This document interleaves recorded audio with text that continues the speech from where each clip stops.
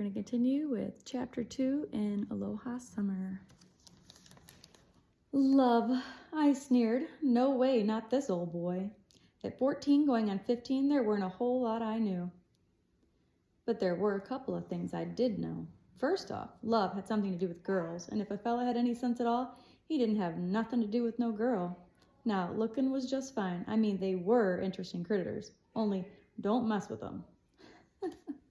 Once back in 2nd grade, I'd played with Susie Potter. She was a cute little thing with an upturned nose and long blonde pigtails.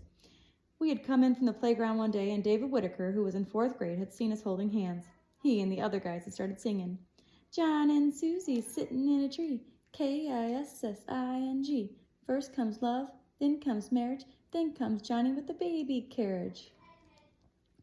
It had embarrassed the dickens out of me. Every time I had so much as look at Susie Potter, it started all over again. When I told Mama and Daddy about it, they said not to pay any attention to the boys at school. They told me just to ignore them and they'd quit. Then after supper one night, I overheard them talking in the living room. Mama said how cute and sweet it was that I had a girlfriend. It didn't take a genius to figure out that girls were nothing but trouble. Then there was Cousin Molly. She'd come down every summer from Oklahoma City with Daddy's sister Elizabeth and her husband. Getting Molly on a horse was like trying to lift 2 grain sacks and a bale of hay. She was nothing but dead weight. Once I got her behind me on the saddle, she liked to wrap herself around my middle. She'd squeeze and giggle, then she'd go to squealing and hollering like a pig stuck in the mud, almost break my eardrums. And last year at the church social, Amanda Burke latched onto me. She kept wanting to hold my hand. It was like getting rid of snot.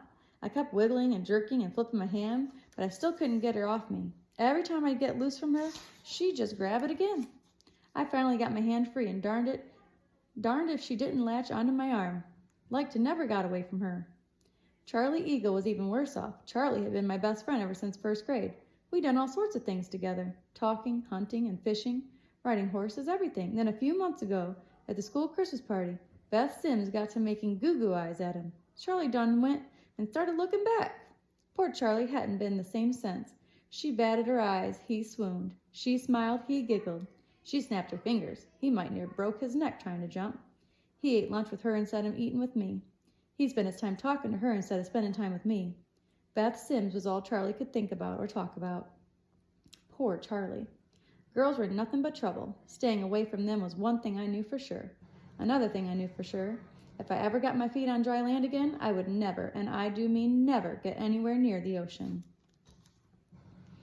It hadn't been bad at first. The train trip had been wonderful. I'd never seen mountains before. I'd seen the Wichita Mountains, but they weren't even good hills compared to the Rockies. I'd never seen streams that were blue and clear instead of the muddy, reddish brown of Oklahoma dirt. I used to think Oklahoma City was big. That had been until our train pulled into San Francisco.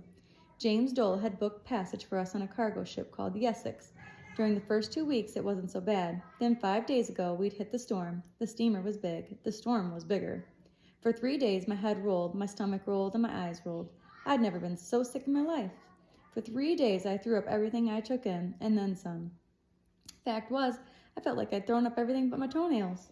3 days. 3 days of throwing up and being sick as a dog and asking God to let me die. It was nearly noon on that 3rd day when I'd heard one of the sailors yell, "Hawaii!" People scurried about. They were all excited and talking about how green it was and how tall the mountains were. I tried to look, only I'd thrown up again. After I'd puked about 3 more times, I remember hearing Mama's voice. "What's that big pink building over yonder?" "That's the Moana Hotel," one of the crewmen answered. "And see all that rock and dirt just up the beach from it?"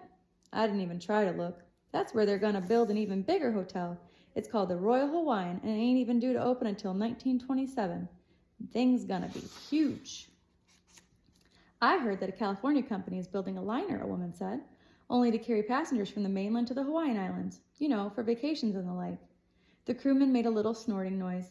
"I just can't picture it," he said politely. "I mean, the volcanoes on the Big Island are interesting, but not that many people come to look at them. And as far as places to stay, who's going to want to stay in a hotel built in the middle of Waikiki Swamp?" I didn't care if it was a swamp. If I could ever get off the stupid boat, I was going to fall on my knees and kiss the very ground, swamp or not. We docked at Honolulu. I didn't fall on my knees and kiss the ground. There wasn't any ground, just a wood dock that smelled of creosote.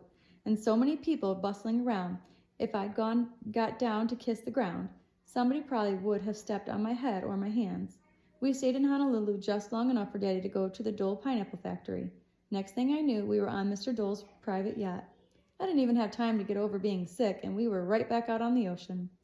There was one last thing I knew, that there was a God. It was one of the few things Daddy and Mama and Grandma all agreed on.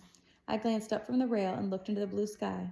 Please, God, I whispered, either let me get on land or let me die. It don't matter which, but just do one or the other, quick.